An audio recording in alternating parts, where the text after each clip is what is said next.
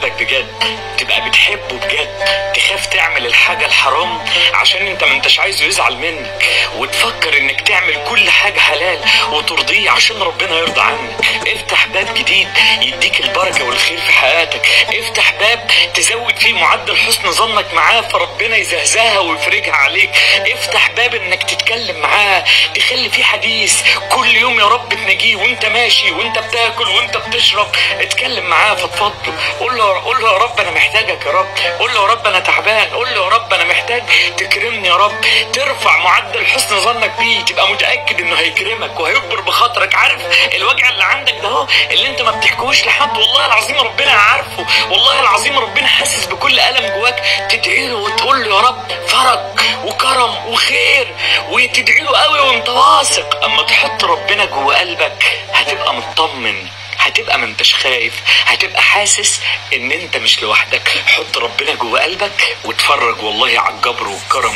اللي هيجولك والناس كلها تحسدك عليه. يا رب يكبر بخاطرنا جميعا، اللهم امين يا رب. اللهم صل وسلم وزد وبارك عليك يا حبيبي يا رسول الله عليه افضل الصلاة والسلام. يا رب يسعد صباحكم بكل الخير والسعادة وراحة البال، اللهم امين يا رب. صباحكم عسل، صباحكم سكر. تعالوا بقى خدوا الطاقة الإيجابية مني بإذن الله رب العالمين. متشكرة جدا على كومنتاتكم، على تعليقاتكم الحلوة اللي انتوا بتسألوا عليا، ان انتوا دايما في ظهري. ربنا يخليكم ويفرح قلوبكم زي ما بتفرحوا قلبي، اللهم امين يا رب.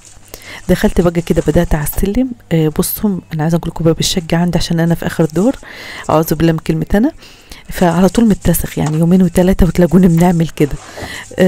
فقلت خلاص فرصة، ما كنتش رايحة الكشك، فقلت فرصة نقعد نساك بقى ونوضب الشقة والكلام ده ونعمل احلى صينية سردين.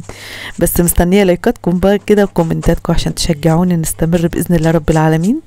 وكتر الف خيرك شهرتي لي الفيديو، شاهدت الفيديو. تعالوا بقى بص الروتين بتاعي النهارده ده يديكي طاقة ايجابية، يديكي طاقة ايجابية يعني 1% مثلا. بصوا انا بدأت زي ما انتم شايفين، خدت السلالم عشان قدام باب الشقة، والسلالم طول ما هنضيفها هيبقى جوه الشقة عندي نضيف، لان بره الدنيا مطربة خالص يعني، اللي هو الدور الاخراني على طول بتلاقوه كده. فسيكت بقى ونضفتها كده، ونيجي بعد كده بقى نيجي معطراها بايه. بصي عارفه انت الشاور بالجل ده تحفه، تجيبي حبه بعد ما تخلصي ورشهم على السلالم، هتلاقي ريحه المكان جميله وفواحه وحلوه خالص. خدت بقى زي ما انتم شايفين، خدت فوق وخدت تحت عشان المكان يبقى نضيف. عشان النظافه برضو ديت بتعود عندنا في الشقه جوه، لو بره تراب هتلاقي بص اللي دخل واللي طالع كده ياخد التراب في رجله. فقلت بقى بالمره طالما بدات ان انا نغسل ونمسح يبقى بالمره. خدت بره الاول وبعد كده دخلت غسلت المواعين عشان النظافه تبقى مره واحده يعني. بقيت بقى ندق حتى في الميه اريال وحتى كلور ابيض. بصوا مخلي ريحه البلاط عامه، بيخليه ريحته فيه كلور شويه بس بيخليه حلو، تحس بالنظافه اصلا يعني. فانت بقى خلي لك يوم في الاسبوع عشان احنا في الشتاء، خلي لك يوم بصي في الاسبوع نظافه عميقه يعني، اللي هو تاخدي اوضتين، تاخدي صاله، تاخدي مش عارفه بصي اسبوع يعني. مثلا اجازه عيالك الجمعه، لا خديها الخميس بحيث تبقى قاعده يوم الجمعه كده في نظافه على رواقه كده. مثلا تعمل اكله حلوه، كلنا يوم الجمعه بيبقى عندنا اجازه زي ما انتوا عارفين يعني. خميس والجمعه بقى بتبقى في عيال بتبقى عندها المدرسه بتبقى يوم الخميس، بياخدوا يوم اجازه، وفي ناس بتبقى يوم السبت، فاحنا ما عندناش اجازه خالص اللي هو يوم الجمعه. فعشان كده وضبي بيتك يوم الخميس، هتقعدي الجمعه بقى بصي خديها اجازه ليكي فسحه مش عارفه عشان برضه تغيري نفسيه انت وعيالك انت وبيتك عامه يعني. دخلت بقى بصوا عايزه نقول لكم المواعين دي اصلا ما تبقاش كده، بس عشان الروتين حبيت برضه نحفزك او نديك الطاقه الايجابيه باذن الله يا رب. خدت سلك مواعين ده عشان الحلل يعني، السلك ده بيخلي الحلل حلوه يعني، بينضفها بتبقى بياخد الحاجات اللي فيها يعني.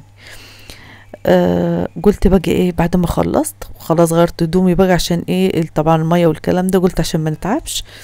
خدت توم، راس توم حلوه كده مع كام طماطمايه، مع ده كيلو ربع سمك سردين يعني، هو احنا بنقول عليه سمك وسردين تمام.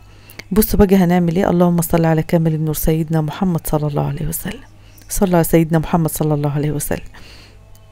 حطيت كده معلقه ملح تمام مع راس توم، هنحط برضو فلفل اسمر، هنحط كمون تمام كده، بصي السردان ده بتبقى عسل في الصينيه، بتعمليه في فرن البوتاجاز بيبقى بجد طعمه حلو خالص، وبالذات في الشتاء.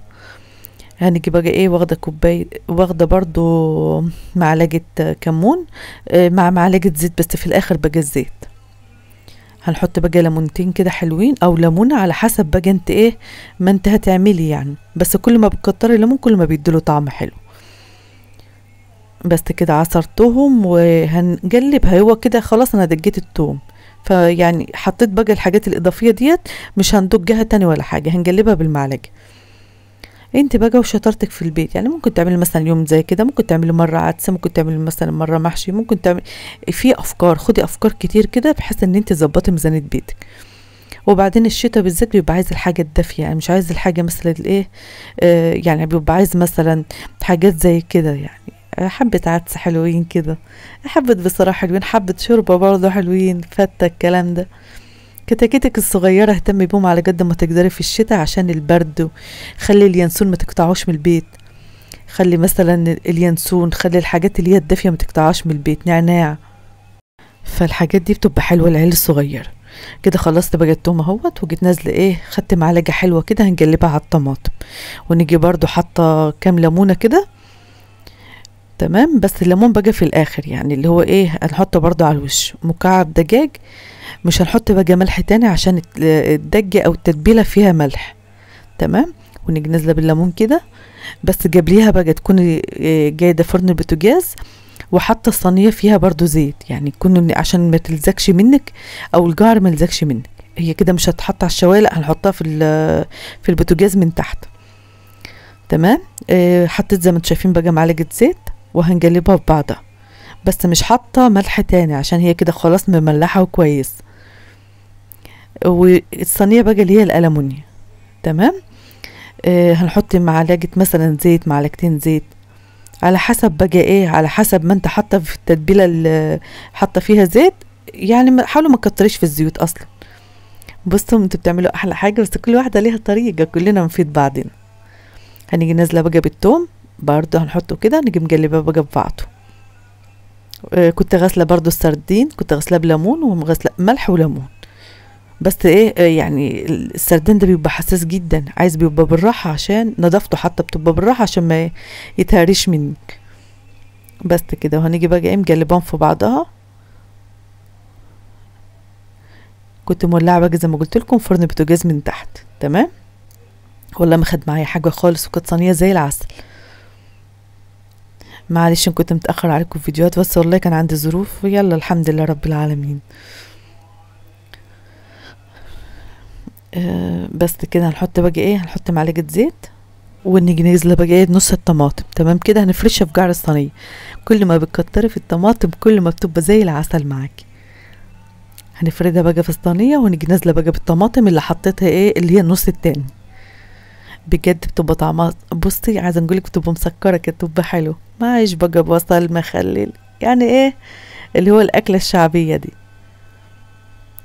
وزعتها بقى كده، ونحط الليمون عشان بيديها طعم، نحط النص التاني للطماطم، وبعد كده بقى نحط الليمون عشان يديها طعم حلو. بس كده فردتها خلاص، ونيجي مدخلها بقى الفرن. عايزه نقول لكم كانت طعمها زي العسل. كل ده بقى ما خدش معايا حاجه، النظافه حلوه، يعني لما تبقى صاحيه الصبح كده هتلاقي نفسك نظفت وعملت غدا، وهيبقى بقيت اليوم فاضي معاك. بس اللي زي حالتي عشان ساعات بننزل يعني وكده الصبحيه، فيعني اليوم اللي هننضف فيه جامد تنظيف عميق بنبقى يعني قاعده من الكشك ما بنروحش. وادي صينيه السردين اهي، قولوا له ايه رايكم بقى. هندخلها بقى فرن البوتاجاز. على فكره مكتره الطماطم عشان بنحبها خالص، الطماطم بطعمها حلو بالسمك بالذات او السردين، يعني بتبقى طعمها حلو فعلا. والليمون بقى والثوم بيخلي اصلا الصينيه دي رايحه في حته تانية. ممكن تعمليها في سمك اللي هو المكاريل، في اي سردين، بس السمك الحاجات اللي هي زي البولت مش هينفع بالطريقه دي، هيبقى جايب ميه معاكي ومش هينفع اللي هو مشوي بس. كنت مولعه بقى فرن البوتاجاز ودخلتها. قبل ما غسلت بقى المواعين، كان في حبه مواعين تاني في الحوض، كانت طابت بقى وكانت زي العسل. كده خلصت بقى اخر حاجه. هناخد كام بصلايه كده نقشرها، وحطيت الليمون المخلل بقى اللي هناك ده كان باجي معايا من ايه يا ربي، من كرنب.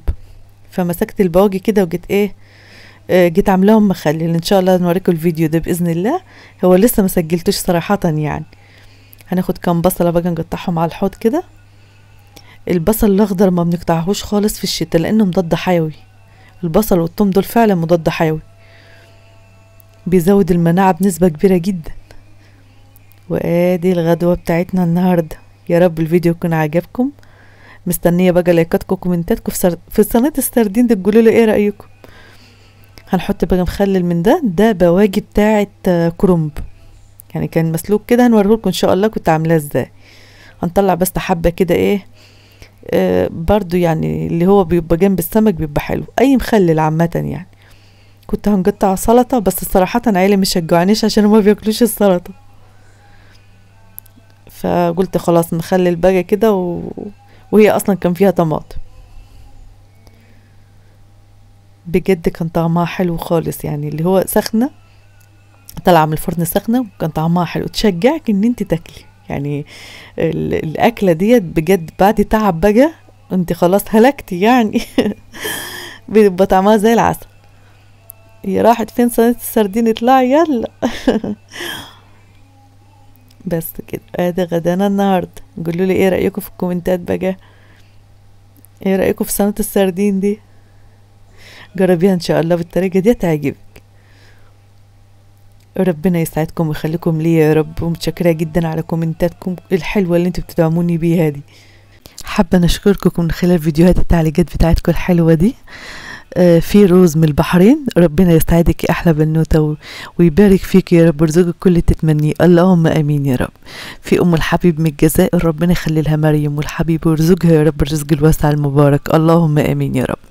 ام نضال طبعا اخت وحبيبه قلبي من الاردن، ربنا يبارك فيك وفي صحتك وفي عمرك يا رب العالمين، ويبارك لك في اولادك، اللهم امين يا رب.